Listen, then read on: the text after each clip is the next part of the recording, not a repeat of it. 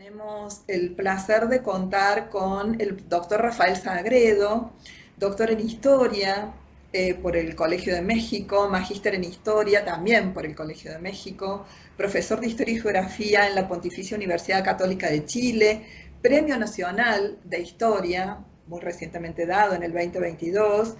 El profesor Sagredo ha desarrollado investigaciones sobre la historia de las ideas económicas en Chile, las ideas y prácticas políticas, la historia de las mentalidades, de la vida privada y del cuerpo.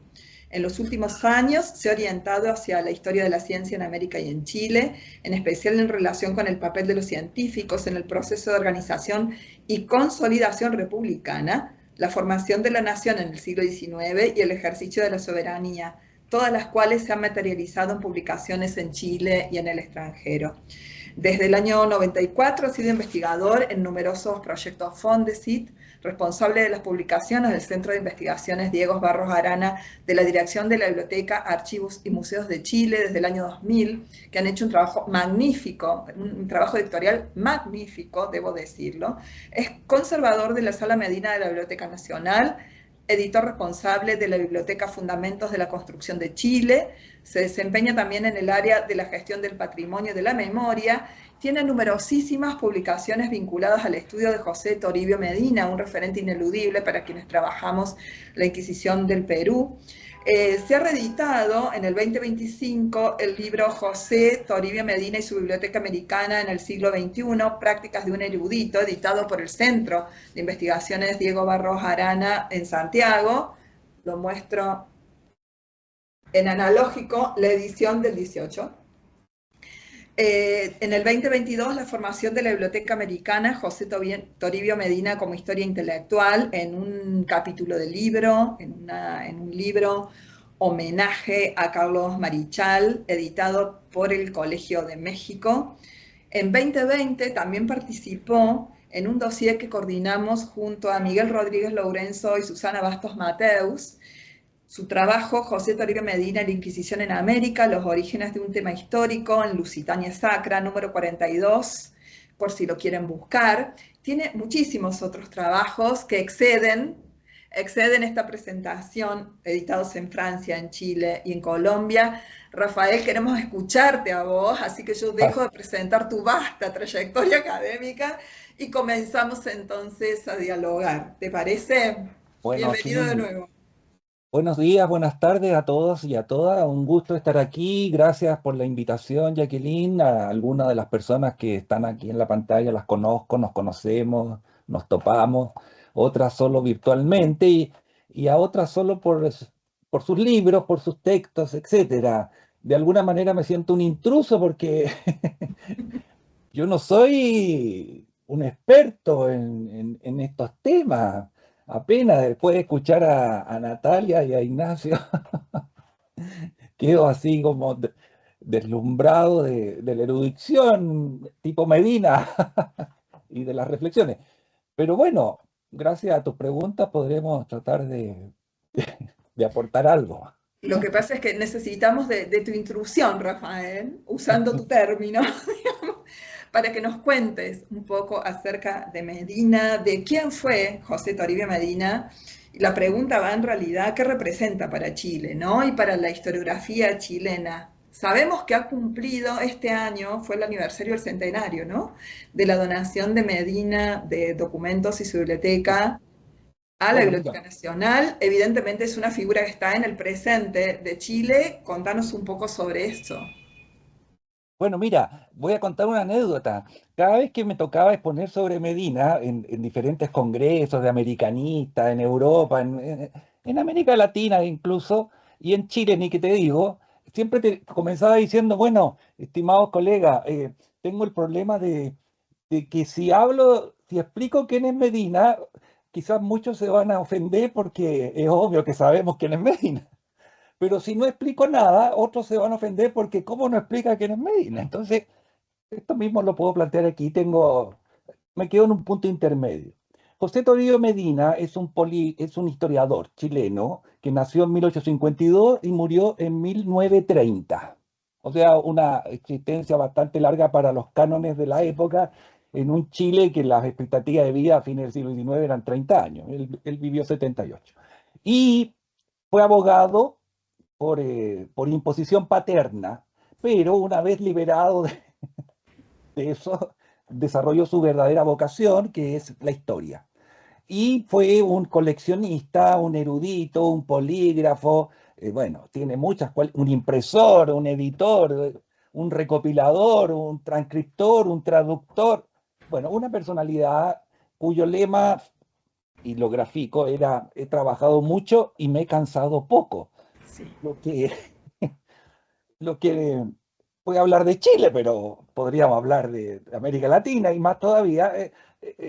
Contradice la tendencia general, que la gente hace poco y se cansa mucho, pero bueno, eso ya es otro tema. Medina, entonces, estudió leyes. Su primera vocación es la entomología, fíjense. Él es entomólogo. Pero su padre abogado, juez, le prohibió desarrollar esa vocación y lo impulsó, para no decir lo obligó, a estudiar leyes. Y estudió leyes y el padre quería que se metiera a la política y Medina quería estudiar historia porque también tenía o quería dedicarse a la historia.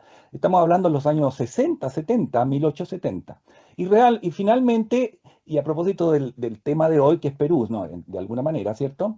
Finalmente termina en la diplomacia siendo enviado a Perú como secretario de la Embajada de Chile en Perú. Y ahí llega el año 75. Y para mí, y lo tengo en un texto, este es el inicio del Medina que todos podemos conocer como un gran erudito, como un gran historiador, como un gran americanista. Esto voy adelantando. Medina es una de las personalidades que contribuyó al fortalecimiento, a la consolidación de lo que llamamos el americanismo, o sea, el estudio de la realidad, de la historia americana, que como todos bien sabemos, parte primero con el estudio de los pueblos originarios, o sea, la arqueología, y después, gracias, entre otros, a Medina, va hacia la historia colonial, la historia de allá, etcétera. Bueno, pero Perú entonces en Perú él conoce a Ricardo Palma, conoce a Odriozola, a Vigil, pero sobre todo conoce el mundo de una capital virreinal, que, bueno, había sido capital virreinal, pero se mantenían muchas de las cosas que para Medina resultaban extraordinariamente positivas, como eran las bibliotecas, como eran las colecciones, como eran las colecciones privadas, como eran los documentos, como el encontrarse, digámoslo así, con una historia muy viva a través de diversos vestigios. Y y relacionarse con personalidades de la cultura peruana, cuya máxima figura graficamos en Ricardo Palma, y a través de ellos entonces acceder a documentación, pero sobre todo acceder al conocimiento, a un cierto interés, método que va por la historia. Y ahí empieza a editar cosas que le pasan a estas personalidades. Una crónica y comienza una historia colonial de la literatura colonial de Chile, etcétera. Y ese es, a mi juicio, el origen del Medina historiador, del Medina polígrafo. Polígrafo, ¿cierto? Del Medina que recopila documentación al estilo positivista. Algo se mencionó, lo mencionaste tú, Jacqueline, y también Natalia, bueno, en la sesión anterior. Él busca documentos. De Lima se va a Estados Unidos en el año 76 a la exposición de Filadelfia, qué sé yo, y de ahí pasa, fíjate, pasa a Londres, a la British Library, donde está Gayangos. Gallango, el gran orientalista español, bueno, quizás todos lo conocen ya, pero lo menciono, pero que además había tenido la cualidad o la condición de organizador de los archivos españoles. Y bueno, y ahí está otras personalidades también, y de ahí pasa a España. Y en España se revisa, bueno, el archivo de Íñigo, y entonces ahí ya está iniciado en su gran faena. Ahora, Medina es un hombre que está dedicado a la historia de Chile, digámoslo así. Y aquí vamos a los contextos porque importan mucho, ¿eh? Aunque ustedes no lo crean, yo estudio Medina, pero para estudiar otras cosas, no para estudiar sencillamente a Medina. O sea, Medina es un ejemplo. los países latinoamericanos, y bueno, Jacqueline y todos nuestros colegas latinoamericanos, sabrán, vivían en medio de, y viven en medio de polémicas, de límites, de todo tipo de cosas. Y en el siglo XIX eso era corriente y común, y entonces mandaban gente a Europa, a los archivos, a buscar documentación que les permitiera, en definitiva, apoyar sus reivindicaciones territoriales, ¿no? Y Medina entonces sirve al Estado chileno en ese papel. Y por lo tanto lo que le interesa no es la historia americana, no es la historia de la Inquisición, no, a él le interesan los archivos donde haya documentación que sirva para Chile. Eso está absolutamente documentado. Por supuesto, no es el único en Chile. Y en medio de eso encuentra, comillas, los papeles de la Inquisición en Simancas. Un encuentro, comillas, que todos sabemos no es tal. ¿En qué sentido? En que Medina se atribuye a haber descubierto los papeles de la Inquisición americana en Simancas, pero resulta que ya medio mundo había pasado por ahí. Naturalmente, cuando yo digo medio mundo, estamos hablando de un par de personas, pero, por ejemplo, Carlos, un par de chilenos, argentinos, ni qué decir españoles. Y, y ahí, él en Simancas, el año 76, 1008, diría yo que cambia su orientación definitivamente de la historia chilena a la historia americana. Pero, Eh, y termino Perdón, con una Rafael. cosa, Sí, sí. ¿qué descubre? Más que descubrir los papeles, y eso está en el artículo del dossier que tú señalas, descubre la posibilidad de, a través del estudio de los documentos de la Inquisición, como hacen todos los colegas aquí presentes, estudiar la sociedad americana. O sea, valora una fuente que hasta ese momento no había sido totalmente aprovechada, ni mucho menos. Efectivamente, Rafael, acá, para seguir conversando, porque justamente, digamos, lo destacable de la obra de Rafael que viene a poner acá en cuestión, ¿no es cierto?, la trama del descubrimiento inesperado, ¿no?, que vos pones en tela de juicio Claro, en el artículo y en tu libro. Antes de ahondar en eso, no, simplemente contarles que en el marco justamente de estas celebraciones, del enorme trabajo que hacen el Instituto Barros Arana, ha publicado muy recientemente también Macarena Ríos Llanesa, las cartas transcriptas. Ahí está, perfecto. No lo pude traer a la casa de mi sobrina. Es maravillosa esa obra que además, sí, tiene más de 500 páginas. Se puede descargar, Rafael, ¿no es sí, cierto? sí, Se puede descargar. sí, El asunto es que ahí es muy interesante. Además, también Rafael utilizó esas cartas para trabajar en su texto, porque uno ve ahí ese vínculo que él señaló recién con Ricardo Palma, ¿no es cierto? Cuando edita Toribio Medina el primer libro de historia de la Inquisición de Lima, le manda un ejemplar y le dice que se lo envía para que él le pueda dar su tono literario a todos los casos que él investigó, ¿no es cierto? Es interesante. Y después intercambian libros, y claro, bueno, canjean libros además. eso, eso es muy Ese importante vínculo que porque, tiene con Palma es maravilloso y uno lo puede ver a través de esas cartas. claro, bueno, es que ese es un tema. Mira, uno estudia las redes intelectuales a Claro. través de Medina, de Palma, de Jiménez del Espada, de todo el grupo que estaba en Sevilla dedicado a la historia, bueno, en Madrid a través de la academia, pero y en América Latina, pensemos que Medina, como otros seguramente, visitó casi todas las capitales nacionales, ¿no? Y para qué Exacto. decir, en México. Entonces se forma un grupo, una comunidad. O sea, nosotros que podemos pretender que las redes son de ahora. No, no, no, no, no son de ahora. Hay otro sistema, otra forma. Y se materializa, te voy a contar, y voy a ser breve para que vamos conversando. Se materializa no solo en la correspondencia, se materializa en el intercambio de libros. O sea, Exacto. Medina juntó, para los que no sepan, una biblioteca de 22.000 volúmenes que donó al Estado chileno y que es lo que hoy día se llama Sala Medina, además de los documentos que donó. Y tú revisas tomo por tomo y vas a encontrar que en muchos de ellos hay dedicatorias a Medina. Y cuando yo viajo a las capitales, y un trabajo que ya hice, en Europa o en América, yo me voy a las bibliotecas nacionales y a las bibliotecas privadas que puedo acceder y voy buscando los tomos de Medina para ver si mandó dedicatorias adentro de los tomos, ¿me entienden, no? Y entonces vas conformando esas redes y al tener los nombres de las personas, vas buscando correspondencia y eso permite terminar con un epistolario como el que hizo Macarena Ríos, que es una cosa extraordinaria, son más de 1000 Maravilloso, páginas. ¿Ah? Y ahí vamos maravilloso. estudiando a esta gente, cómo trabajaba, cómo hacía sus cosas, cómo se ayudaban, cómo se criticaban, y bueno, y lo que estamos haciendo aquí hoy. Exactamente, ¿no? Y esas bibliotecas alimentadas con los viajes, libros que van y vienen, que cruzan el Atlántico, que van en cajones, en arcones, digamos, y se van alimentando. Sí, efectivamente, eso se ve claramente a través de las cartas. Eh, Pensaba, por ejemplo, en el trabajo de Le Villiers, que se encontró ya con un Medina muy anciano, ya, ¿no? En Sevilla, en el Archivo de Indias. Pensaba en otros que justamente fueron enviados también por el Estado argentino para copiar documentos en vista de escribir las historias nacionales también en determinado momento, ¿no?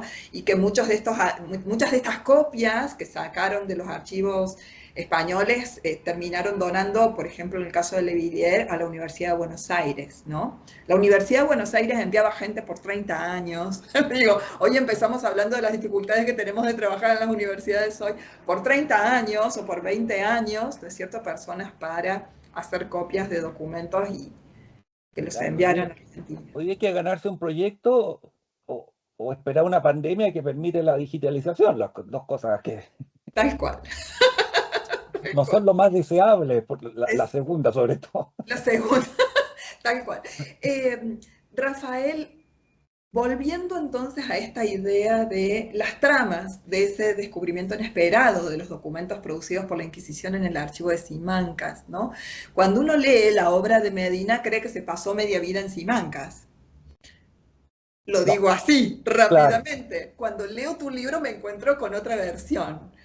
Muy claro. documentada además, recomiendo la lectura del libro que también se puede bajar, eh, porque Rafael trabaja, además de las cartas y los registros documentales que han quedado, con los instrumentos de descripción de los archivos, donde él evidencia ahí que ya estos documentos existían, que ya se sabía de esta información, y ahí está llegando Medina a Simancas, que además viajó varias veces.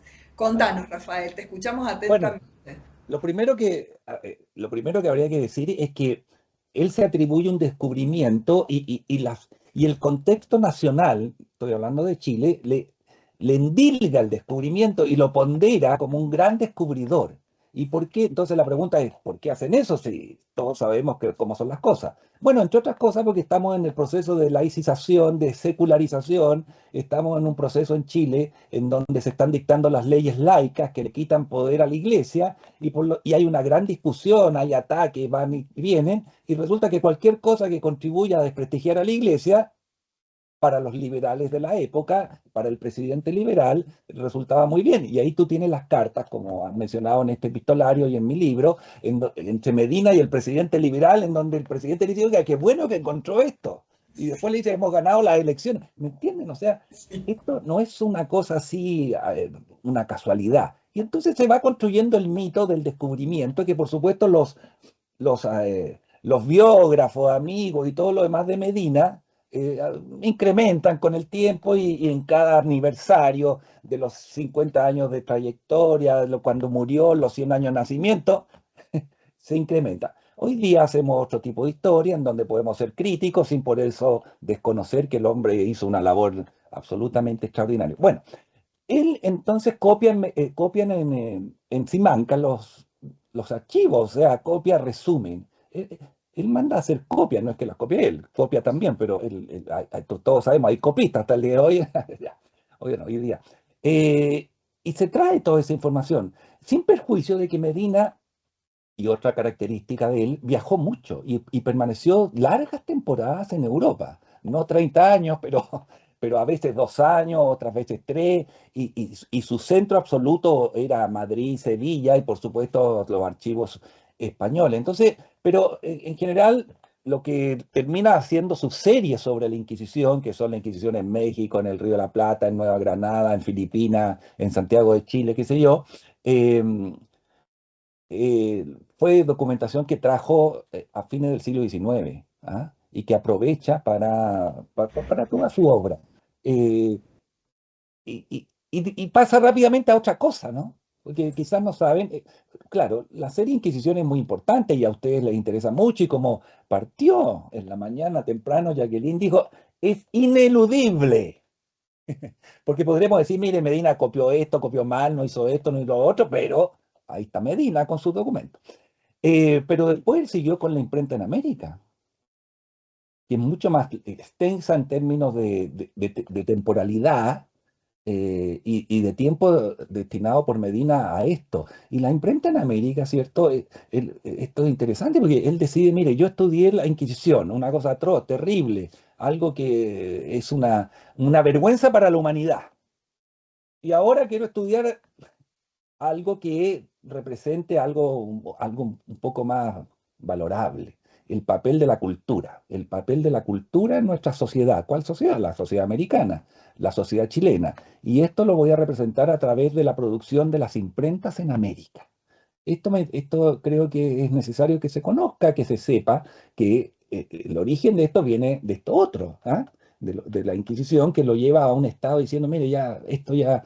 Él tiene palabras muy duras cuando uno lee, yo les recomiendo, quizás lo han hecho, las introducciones a cada uno de sus libros sobre la Inquisición, en donde va contando, es es una memoria del quehacer de Medina y es también una memoria de sus prácticas como historiador, de sus prácticas como erudito, etcétera, etcétera. Y ahí él va, y como toda memoria, va cambiando, ¿ah? Si uno compara, va cambiando, por supuesto, va cambiando. Pero tenemos en lo esencial cuáles eran las grandes motivaciones para hacer estas grandes series documentales que son la Inquisición, las imprentas, y entre medio va haciendo todos los descubridores, ¿no? Y el descubrimiento del Mar del Sur, y el descubrimiento del Estrecho, y Cortés, y así, bueno, Medina, la bibliografía de Medina son más de 500 títulos, ¿no? Ustedes me dirán, bueno, pero si dedicarse a copiar no cuesta. No, bueno, todos sabemos que sí cuesta. Y además, él no solo transcribe documentos, sino que también tiene sus textos, ¿cierto? En donde hay un esbozo de pensamiento analítico, ¿no? De reflexión y de comprensión. Eh, entonces, Medina dedica las últimas 2 décadas ya, con suerte, diría yo, a recopilar esto de la Inquisición para sus obras finales, para sus obras sobre, como decíamos, la Inquisición en América, que terminan el año 14 con la publicación de la primitiva Inquisición en América, o sea, la Inquisición antes de la Inquisición, ¿cierto? Cuando los obispos ejercían eso, que son 2 tomos y muy importantes. Yo en el artículo del dossier que coordinó Jacqueline con otros colegas hago como una especie de evaluación, ponderación de la opinión que los expertos hasta el día de hoy, incluido Gabriel Torres Puga, tienen de la obra de Medina, ¿cierto? Y en general, independiente de las críticas que se le puedan hacer, todos estamos conscientes de que fue una cosa para la época e incluso después extraordinaria, ¿no? Efectivamente, Rafael. Digo, en muchos trabajos que hacemos, Medina aparecen citados sus libros y los documentos que él ha transcrito también en sus libros. No necesariamente la parte de la producción de él, sino en la parte final de los libros donde añade copias extensas, ¿no es cierto?, de documentos. Te pregunto, eh, ¿se consultan las copias que él trajo para Chile y que se encuentran en la sala? Porque sinceramente no he visto trabajos, puede ser que yo no los haya visto, digamos, pero no he visto trabajos donde se citan estas copias. Te estoy hablando de los trabajos sobre Inquisición, no de imprenta que puedo desconocerlos. ¿Cómo ves eso? Mira, bueno, aquí están Ignacio y Natalia, que pueden quizás complementar en su momento lo que yo voy a decir.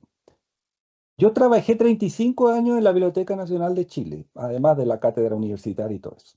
Ya Sí, digo, trabajé porque ya me fui de eso. Y se supone que trabajaba en la Sala Medina. O sea, la Sala Medina con suerte entra una persona al día. Y te voy a decir que quizás esa persona no es para ver los documentos de Medina, y menos los de la Inquisición.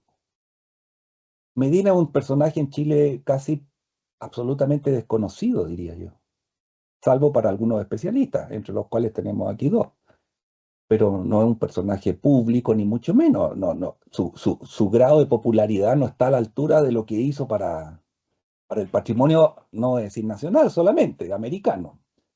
Entonces, yo creo que poco en estos 35 años, pero afortunadamente en los últimos años, con el giro sobre la historia, ¿cierto?, de la sociabilidad, de las emociones, del género, de la desigualdad, por supuesto, el tema Medina cobra interés porque la Inquisición, los papeles de la Inquisición, o sea, los procesos de la Inquisición, es exactamente, muestran eso. Y uno ve que hoy día se consultan. Pero mi impresión, y yo ahora hablo por experiencia propia, pero no a propósito de los papeles de la Inquisición, sino a propósito de los viajeros, que es lo que he estudiado, Ahí es que la está. gente prefiere consultar no las copias que hizo Medina, que también hizo copias sobre viajeros, sino que los originales, porque las transcripciones tienen errores, tienen vacíos, son parciales, donde un viajero decía, te voy a decir, Chile horrible, Medina puso Chile bonito, me explico, ¿no? Porque son historiografía al estilo del siglo XIX, enmarcado en la idea de la nacionalidad y todo lo demás, entonces hay que ponderar, no hay que aparecer muy críticos que digamos. Y como existen hoy día más facilidades para ver los originales que antes, me parece que no son muy consultados, sin perjuicio de todas las limitaciones que se ponen por temas patrimoniales, cuidado del material y todo lo demás, ¿no? Esa es mi impresión, pero no creo que sea algo muy investigado o consultado, por lo menos. No sé qué opinarán Natalia e Ignacio sobre esto. Si quieren, después Sí. al cierre de la Mm. conversación, habilitamos la palabra, ¿les parece, Ignacio y Natalia? ¿Sí? Para que Sí. cerremos la conversación. Oye, y precisamente, Jacqueline, por eso, Sí, y para dar a conocer el valor del contenido extraordinario de la Sala Medina, es que publiqué ese libro sobre la Biblioteca Americana de José Antonio en el siglo XXI, y en claro. donde en el fondo exponía dos posibilidades de trabajo con una fuente que es toda la sala y toda su documentación y su libro que resulta extraordinaria para prácticamente todas las temas, historia, todo lo que trabajamos hoy, todo lo que trabajamos hoy. Y además, y esto quizá motiva la discusión, para mostrarle también a los jóvenes que no es necesario tampoco irse a París, a Londres, a España para trabajar historia, porque en América tenemos mucho material que hay que explorar, ¿o no? Exactamente, efectivamente. Hay que tener ciertos resguardos porque, bueno, él consultó los documentos vinculados a Inquisición, insisto que es el ámbito que conozco un poco más, en el archivo de Simancas, ¿no? Cuyos registros son diferentes después a la hora de ser trasladados al Histórico Nacional de Madrid, porque, digamos, esos documentos fueron trasladados, pero de todas maneras es importante, es interesante tener esas vetas, creo que son fundamentales. Eh, Además de viajar, además de atender redes interesantes, redes, ¿no es cierto?, sociales, porque además las cartas así lo demuestran, redes sociales y redes académicas, él hace un trabajo extra, un plus. Trabaja como editor, ¿no? Claro. En ocasiones en las cartas se encuentra que tiene los documentos, tiene las copias, pero no le quieren publicar sus trabajos, ¿no? Entonces Claro, él aparece como editor. ¿Qué no podés sí. contar de ese Bueno, trabajo que mira, además le llevaba mucho tiempo diario, porque él se ocupaba física y mentalmente de su editorial, ¿no? bueno, sí, esto permite hablar dos cosas. Mira, el A ver, carácter de Medina. Medina era un tipo, digamos, pareciera ser un poco cascarrabia, o sea, apurado porque las cosas salgan rápido y bien. Una anécdota, o sea, una realidad que se cuenta es que era profesor de la universidad, pero que finalmente terminó haciendo solo una clase porque consideró que era ir a perder el tiempo, pues, porque considera que los estudiantes no. Y era hombre de pocos amigos, dedicado 100% al trabajo. Y entonces, digamos, perturbado, molesto por la demora de las imprentas y todo lo demás, decidió tener su propia imprenta. y se compró, mandó a hacer tipos, Sí. y la primera imprenta le puso Cervantes, porque era bueno, otro tema de su vida laboral es Cervantes, y después la segunda le puso el Severiana, lo que no es casual, porque quedaba ligado, ¿cierto?, con la tradición de los impresores de los Países Bajos, o sea, una cosa extraordinaria. Estos son los paratextos, ¿cierto? Todas estas cosas que están en los libros, los umbrales, como lo llamó un profesor italiano, que hay que mirar cuando uno lee a Medina. Ese es un tema. Y el otro tema, entonces tenía su imprenta, que después vendió. En la década a comienzo del siglo XX la vendió porque ya no era rentable el asunto. Eh, ¿Y cómo hacía todo esto? Bueno, pues lo hacía entre otras cosas porque tenía una mujer, pues, Exacto. tenía una Ahí esposa. va, el rol de O sea, Mercedes, y entonces ahora exactamente. viene el hecho de que uno de los grandes aportes de los estudios sobre Medina y su quehacer hoy es valorar a Mercedes Ibáñez, a su mujer. Ellos no tuvieron hijos y ella entonces pudieron dedicarse casi absolutamente al trabajo que hacía Medina. Su casa era más una biblioteca que una casa. Y entonces cuando uno va a la Sala Medina ve esas representaciones de cómo vivían, qué hacían y todo. Eh, y, bueno, y como te digo, he trabajado mucho y me he cansado poco. Ese es su lema y era un hombre que estaba para eso. Y claro, puede aparecer, eh, a ver, yo ya estoy mayor, digámoslo así, grande, como dirían tan elegantemente en México, viejo, como dicen aquí. Y pues, bueno, trabajaba como trabajamos quizás muchos de nosotros, con placer, con agrado, en que son las vacaciones, y uno quiere leer en vacaciones, quiere escribir en vacaciones. Entonces, él dedicó su vida a esto, y con una obra muy prolífica, pero claro, con la asistencia, ayuda de Mercedes Ibáñez. Y por supuesto, en su imprenta tenía un taller que tenía trabajadores, tipógrafos, gente que componía y todo lo demás. Pero claro, era él y su mujer. Y eso es lo que hoy día, por ejemplo, Macarena Ríos y otras personas están valorando, el papel de ella. ¿Ah?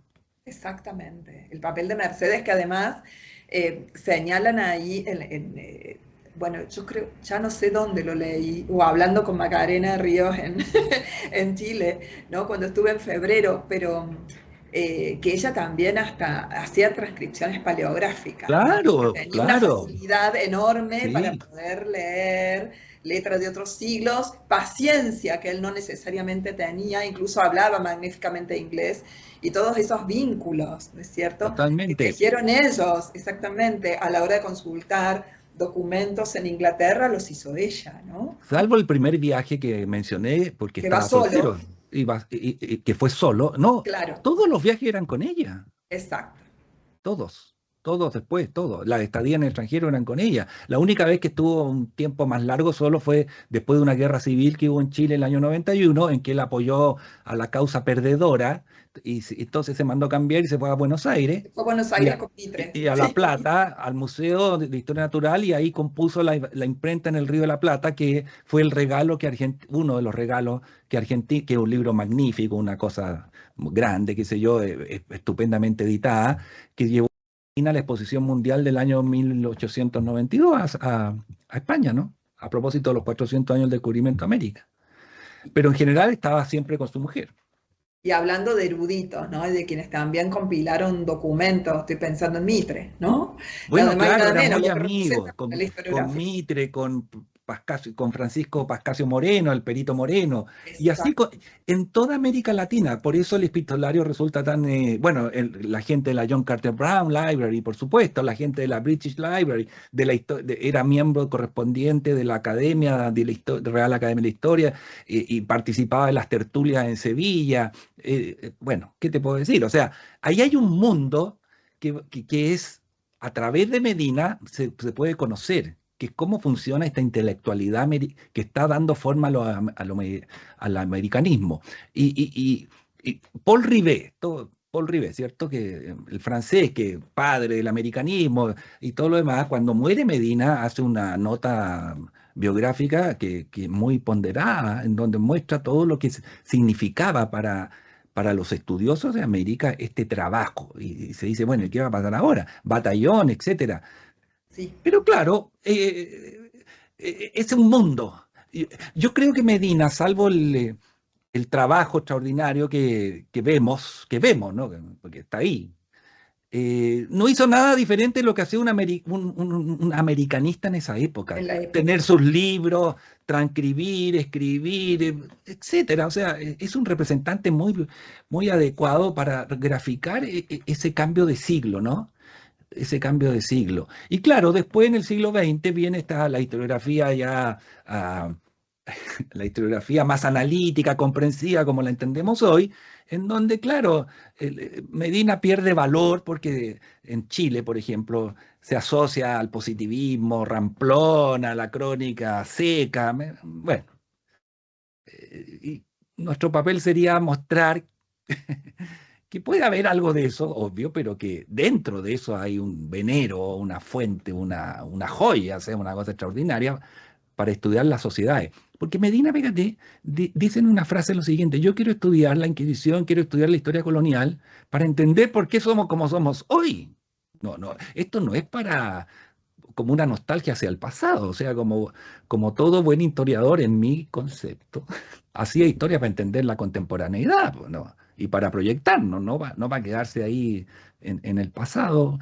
Entonces él quería saber por qué los americanos, los chilenos en particular, teníamos estas cosas. Bueno, y es algo que dice en una conclusión en su último tomo sobre la Inquisición, que voy a citar de memoria, dice, bueno, en ese mundo, con ese tipo de institución, con esas normas, con esas estrecheces que ponía, ¿cierto? No nos sorprendamos de lo que tenemos hoy. Sí, claro, eran las preguntas de los intelectuales de la época, ¿no? El volver al pasado y a ese pasado, ¿no? Efectivamente. Contanos sobre la Sala Medina, porque además de ser editor, de estar sobre los obreros, de levantarse temprano, creo que su día tenía 25 horas, ¿no? Eh, Aparece también en los escritos. ¿Cómo fue pensando y organizando la Sala Medina en vida y organizando también su retiro y su muerte, ¿no? De alguna Bueno, manera. como decía, Medina reunió una biblioteca de 22.000 volúmenes, títulos, digámoslo así. ¿Por qué? Porque si yo estoy haciendo la historia de la imprenta y el método me exige tener el libro a la vista, por lo menos, o algo así, yo voy acumulando material, sin perjuicio de todo lo que le mandan y todo lo demás. Entonces ya a lo largo de su vida va formando la biblioteca. Y llega un momento en que, bueno, Medina trató de vender la biblioteca primero Sí. a comienzos del siglo XX. Bueno, cuando yo dije esto en su momento y lo publiqué, la gente te dice, oiga, pero ¿cómo el conservador de la Sala Medina dice estas cosas cuando se supone que está ahí para ponderar al sujeto? Bueno, y le decía, mire, yo soy historiador, yo no estoy aquí, estoy para comprender, no estoy para otra cosa. Bueno, la trató de vender a la York Canter Brown Library en $50.000. Le dijeron que no. $50.000 en esa época son millones de dólares hoy, pues, ¿ah? Y entonces decide entregarla en donación al Estado chileno. Y en su testamento dice que va a ser legada al Estado chileno a título gratuito. O sea, el Estado chileno no tiene que hacer nada. Pero pone tres condiciones. Una, que la habiliten una sala nueva en la Biblioteca Nacional. Dos, que él nombra al director de la sala, tiene el título de conservador. Y tres, que él dicta el reglamento de la sala. Punto. Justo se estaba construyendo el nuevo edificio de la Biblioteca Nacional, a comienzos del siglo XX, que se inaugura el año 25. Y entonces él, el año 25, traslada de su casa a su sala esto. Una sala que él diseñó prácticamente, que él alajó y que él hizo todo lo que hoy día vemos en esa sala, que es un museo verdaderamente, es original de Medina. Y el Estado aceptó todo esto. Entre otras cosas, porque el director de la biblioteca, el ministro de Educación, todos dijeron, bueno, este señor obviamente lo que está haciendo está muy ponderable y además tenemos medios, qué sé yo. Yo siempre le digo a mis estudiantes, y con respeto se lo digo a ustedes que no son mis estudiantes, ¿qué es más milagroso? que Medina regalara la biblioteca o que los chilenos todavía conservemos la biblioteca hasta el día de hoy, en un mundo de presiones, cierto que estas cosas a veces pierden valor. Bueno, las dos cosas son milagros. Y entonces inauguró esta sala que perdura hasta el día de hoy. De hecho, como dijo Jacqueline, este año estamos conmemorando, en realidad celebrando, los 100 años con una gran exposición curada por Macarena Ríos, la autora del epistolario, y que además es una experta en Medina propiamente. Y bueno, ya ha sido, y se ha relevado su figura y el de la Merced, ya no es Medina solo, con Sí, la Mercedes, y los temas que trabajó y su importancia, una exposición que va a estar hasta junio o algo así del próximo año, así que están todos invitados a ver, a verla, está bien bonita. Y esa es la sala Medina, para especialistas en general, ¿no? Porque es una sala, ¿cierto?, con la historia colonial, esencialmente, ¿ah? Y claro, especialistas, y- de historia colonial, no sé, hay algunos, por supuesto, eh, pero no es lo que la lleva hoy día, ¿no? Hoy día la historia del tiempo presente, la historia de la... Bueno, muy bien. Y la sala Medina está ahí, pues, siempre está ahí. Y por eso hay que darla a conocer, hay que enseñarla, hay que mostrarla, digo yo, no tanto por Medina, ¿me entienden? Es porque es un valor para la historia en el sentido, y es una cosa patrimonial, sin perjuicio de su valor para la historia. En un país, estoy hablando de Chile, en que la enseña en historia, en las escuelas de historia, yo creo que nadie lee a Medina. O sea que yo creo que no conocen a Medina, no saben quién es Medina, así de simple. ¿Ah? Lamentablemente, pues, bueno, interesante, Rafael. Les cuento a todos que yo estuve en febrero y todo el personal estaba abocado, digamos, a la organización justamente de esta celebración, así que me perdí porque estaban en proceso de, digamos, organizando todo. Así que sería bueno si pudiéramos cruzarnos a Chile, invitarlos a quienes están en Europa a cruzar el Atlántico y ver esa maravillosa sala que además, mientras estuve trabajando ahí una semana, todo el tiempo está ingresando gente para conocerla, con niños, ¿no? Con niños, digamos, estábamos hablando de días de semana y las puertas estaban abiertas y la gente a manera turística, digamos, a modo turístico, ingresaba, los acompañaban, el personal de sala les daba las indicaciones, en ocasiones tenían una pequeña visita guiada, en otras no, evidentemente pasaba por una cuestión de horarios y organización, eh, pero es interesante, sí, ¿no? hay Digo, muchas visitas. niños mirando libros, ¿no? Niños mirando libros o mesas de trabajo, sus Sí. colecciones de numismática, bueno, tanto, Mira, ¿no? ha servido para dar a conocer la sala. En Chile hace 20 o más años existe el Día del Patrimonio Cultural, que es una cosa extraordinaria, realmente emocionante. Yo creo que un día, antes en países como Chile, el día de la elección era el día de la ciudadanía, de todo. Hoy día yo creo que es el Día del Patrimonio Cultural, en que tú ves por Santiago y por diferentes ciudades, porque están abiertos muchos edificios patrimoniales precisamente, Claro. o cosas, y entonces se pasean familias completas. Y fíjate, yo en la Sala Medina recibía esa sala los domingos, que era un domingo, ahora es sábado y domingo, la sala llena de gente, de todo tipo de personas, de todo tipo de condición social, de todo tipo de orígenes, en que yo les decía, griten, porque la gente entra a la biblioteca y cree que no puede hablar, griten de dónde vienen. Entonces vengo de aquí, vengo de allá. Y yo les decía, miren la maravilla de gente que normalmente no se ve nunca, aquí está. Y esto ha servido mucho. Y, ¿y sabes lo otro que ha servido? Los brasileños que vienen a esquiar y que tienen que estar por lo menos medio día en Santiago en el invierno y se pasean, oye, y llegan mucho a la biblioteca. Yo creo que los brasileños conocen mucho, muchos brasileños conocen la Sala Medina por esa situación. Porque tampoco digamos, en los periplos, digamos, en la ruta de las guías turísticas. Me decía, el bus rojo no para en la Biblioteca Nacional, pues eso te lo Claro. garantizo. Pero es Porque yo, imponente el edificio, ¿ah? se ve. Sí, claro. Es muy imponente el edificio de la Biblioteca Nacional, realmente imponente. Quiero a los colegas que no me conocen y decirles que sin perjuicio de que podemos ser muy serios para la investigación y muy concentrado y todo, cuando se trata de dar a conocer, de mostrar el patrimonio, yo creo que hay que mostrar entusiasmo, pasión y insistirle a la gente para que abran los ojos y miren lo que no ven y que está ahí. Está ahí. Por supuesto, les quiero decir que en el sitio de la Biblioteca Nacional de Chile, la biblioteca, hay una visita guiada virtual de la Sala Medina, por si acaso. ¿Ah? Y bueno, con eso digo todo. Muy bien. Bueno, muchas gracias, Rafael. Vamos dejando nuestra conversación por aquí. Están tus textos, así que los podemos googlear y buscar. Yo voy a abrir unos minutos para quien quiera preguntar, o quien quiera preguntarle algo al profesor, los colegas Natalia e Ignacio, si quieren agregar algo. Está abierto el micrófono. Sí, Roberto, adelante.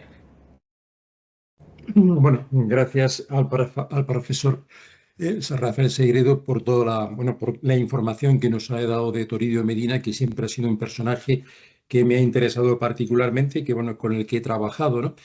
Y realmente siempre, bueno, me ha llamado la atención el volumen de su obra. Aquí ha explicado que, en fin, la esposa le ayudó mucho. Tenía colaboradores, porque realmente enfrentarse a un personaje de estas características con una producción de ese volumen, como Menéndez Pelayo, como él, como otros, bueno, es algo demasiado abrumador como para pensar que exclusivamente lo ha podido hacer una persona. Esta por lo menos es mi reflexión, ¿no? Y otra cuestión que quería también preguntarle.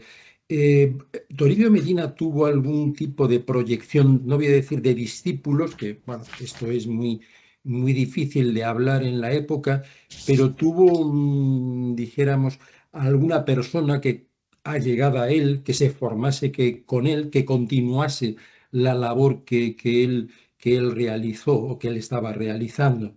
Bueno, estas dos cuestiones Ya. y muchas gracias. Contesto brevemente. Perfecto, Rafael. Mira, bueno, gracias, profesor, por su visita aquí y su pregunta. No tuvo colaboradores sistemáticos, no tuvo ayudantes, digámoslo así, no tuvo co-investigadores ni nada que se le parezca. Por supuesto, contrataba a los copistas que ya mencioné, por supuesto, tenían en su imprenta gente en el taller, pero yo no he descubierto y no conozco todavía, pero estamos a la espera siempre, de que tuviera alguien que sistemáticamente estuviera ayudándolo a él. No, por ahora eso no, yo no lo conozco. Y, y respecto de lo segundo que era, disculpe, se me fue.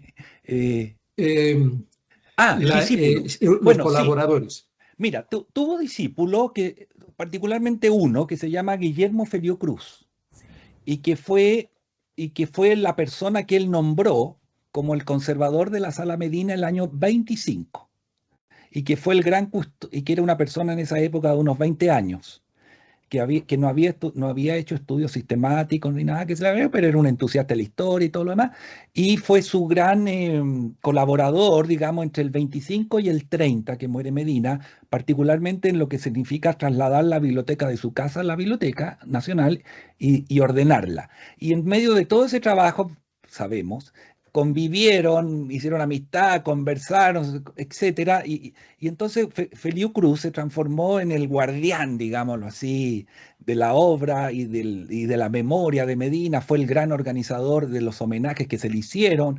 particularmente el año 52, a propósito de los 100 años del nacimiento de Medina. Y fue el conservador de la Sala Medina hasta los años 60, y si no hasta 1970, por ahí. O sea, casi toda una vida de él dedicada a eso. Él además era como historiador, profesor de la universidad, autor de libros y todo, y siguió su huella en términos metodológicos, ¿no? Porque también la obra de Feliu Cruz es también la publicación en general de crónicas, de documentos, etcétera, etcétera, con prólogos más largos y análisis, sin perjuicio de algunos ensayos muy valiosos por ahí. Y, y Feliu Cruz, a su vez, tuvo discípulos que llevó cuando eran estudiantes en la Universidad de Chile a trabajar con él en la Sala Medina y que después se transformaron en grandes historiadores chilenos como Rolando Mellafe, como Sergio Villalobos, pero naturalmente estos hombres que ya a fines de los años 50 ya estaban egresados, ya están influenciados por la Escuela de los Anales, por el estructuralismo, por las nuevas tendencias historiográficas, y sin perjuicio de ser muy preciso y todo lo demás en términos de la documentación, ya practican una historia que va más allá de lo que habían hecho. Por lo pronto Medina. Feliu y estos ahora ya van hacia la historia de las mentalidades, historia económica, historia social, etcétera, y que son los maestros de gente como yo, a su vez. Eso es lo que podría decir. Manuel Gracias. Peña, te escuchamos. Bueno, primero buenas tardes, Jacqueline, excepcional, tarde maravillosa. Gracias. Y muchas gracias por la generosidad de Rafael Sagredo por compartir todo su conocimiento y su sabiduría sobre Medina. Yo iba a hacer una pregunta en la línea de Roberto, porque quizás que nos queda pendiente, Roberto, hacer que alguien haga una historia de los colaboradores, de los copistas, de toda esta red, porque don Total. Marcelino y Henry Charles Lee y tantas, cómo se construyeron esas historias tan extraordinarias en aquellos años. Y entonces solo me queda una pregunta un poco curiosa por mi parte al profesor Sagredo. ¿Con qué patrimonio? Él era yerno de un ministro, ¿no? Sí, Medina, pero sí. ¿con qué patrimonio pudo mantener todo esto? Bueno, por lo pronto, con patrimonio personal, no digo fortuna, pero sí la mujer tenía medios. Y él tenía sueldo porque era profesor en la Universidad de Chile, aunque no era miembro de la facultad. Pero además el Estado chileno lo financiaba, le financió viajes, le financió publicaciones, entonces incluso la venta de sus libros. Bueno, eso, Manuel, gracias por la pregunta, es otra dimensión que también no se ha estudiado. O sea, ¿cómo hacía todo esto Medina? Entonces yo te estoy dando lo que yo puedo saber superficialmente, por leer las cartas, por lo que él mismo dice en sus prólogos y todo lo demás, pero no hemos entrado a estudiar cómo hacía cómo viajaba. A Europa lo financiaba el gobierno, eso está claro, pero él hizo una gira latinoamericana de años, de más de un año. Llegó hasta México, se entrevistó con Porfirio Díaz, ¿no? Se dedicaban libros, qué sé yo. No hemos hecho luz absoluta sobre eso. Esa es la realidad. Eso es lo que yo podría decir ahora. Ahora, yo he mencionado y se ha mencionado aquí varias veces a Macarena Ríos, que es la que hoy día, diría yo, continúa con el estudio o va a continuar, no sé, nunca sabemos. Eso está por hacerse.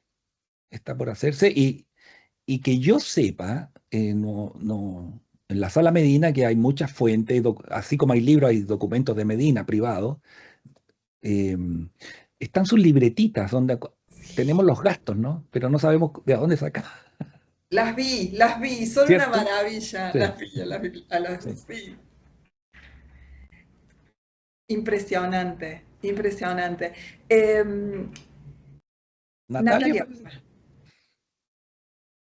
Sí, yo quería hacer un comentario muy breve, pero primero darle las gracias al profesor Rafael por su presentación y también porque en muchos aspectos de su entrevista yo me sentí identificada.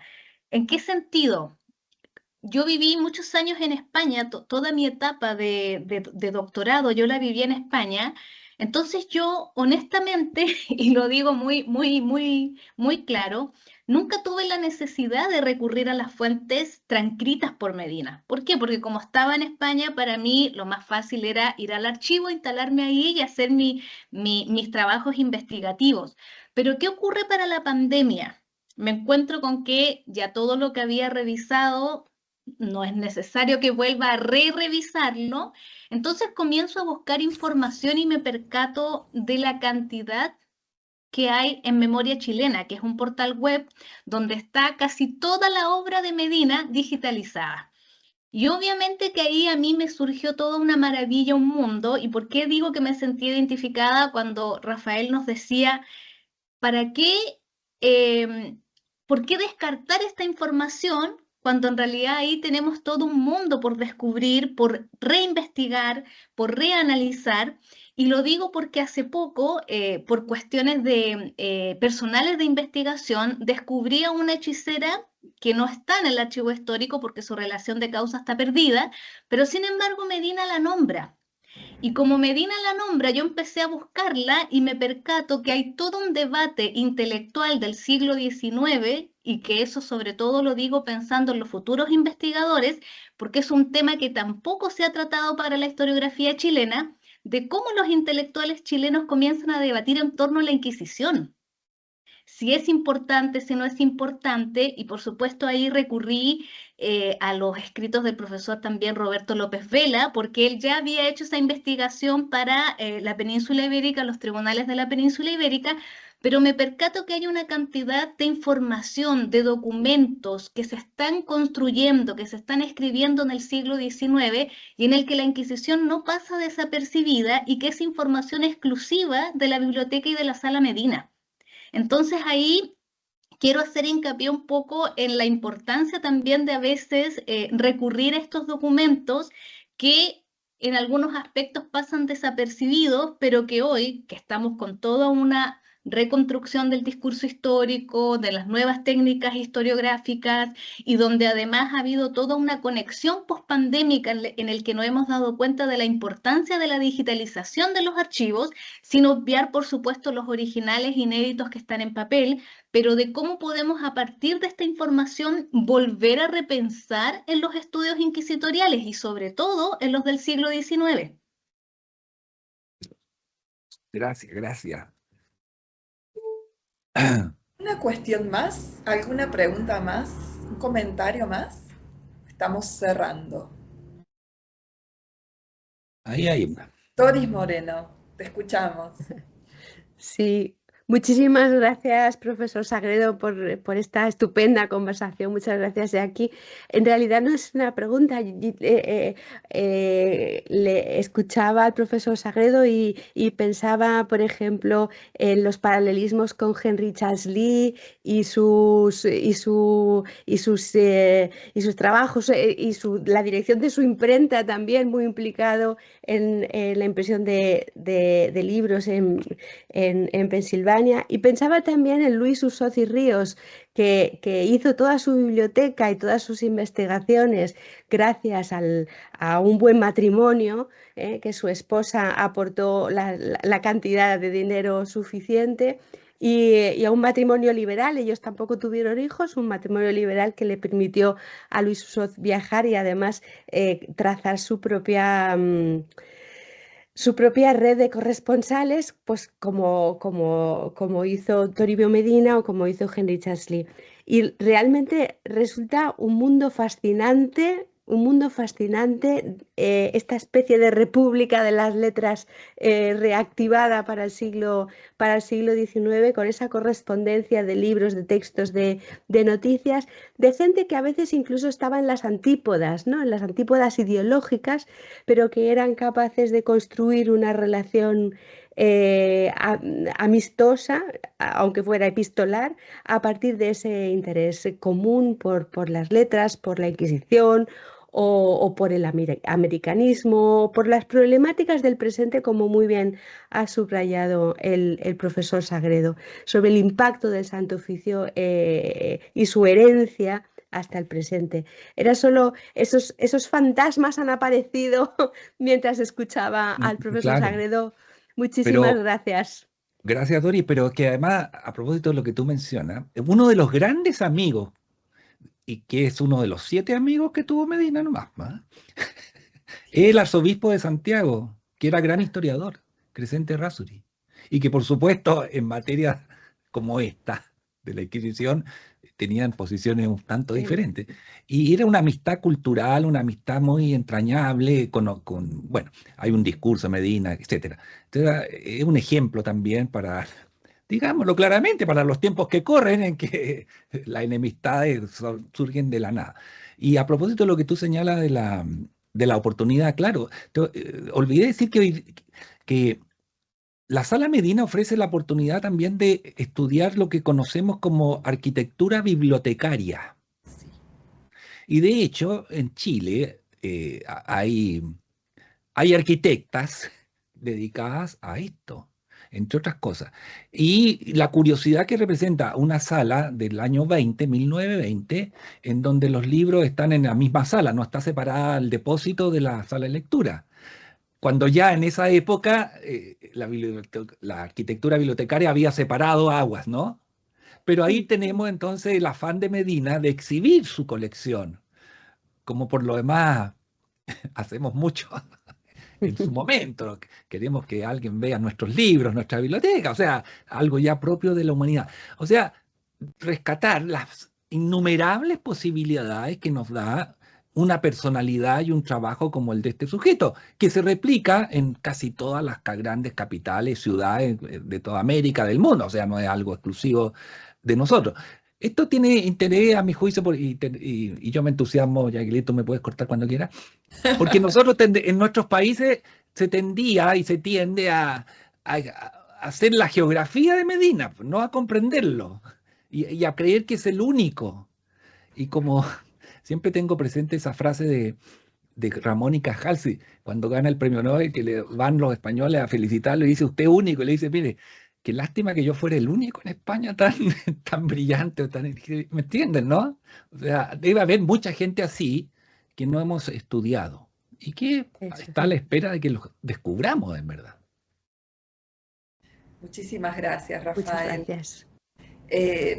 Manuel, sí, tranquilo. Natalia, queremos ir a Chile a ver la exposición. Lo siento. Antes No, de que acá la están cierren, invitadísimos. tenemos que ir. Busquemos alguna fórmula, algún encuentro, ya está bien de online, y vayamos a Chile, por favor.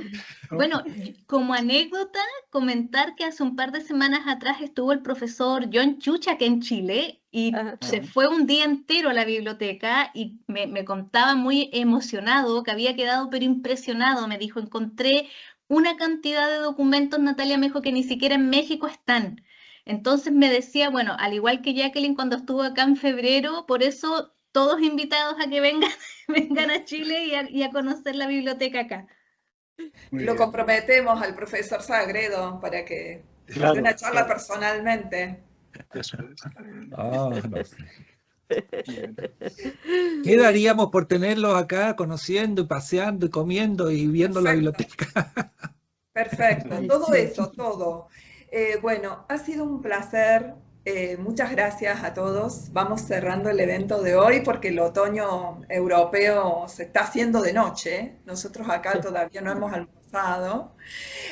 Así que quiero agradecer nuevamente a Doris Moreno y a Manuel Peña por darme la oportunidad de organizar este coloquio, mini coloquio en el marco de las jornadas y de siempre convocarme a los proyectos. Así que yo más que agradecida y encontrar espacios de intercambio, de amistad, de conocer cuestiones nuevas.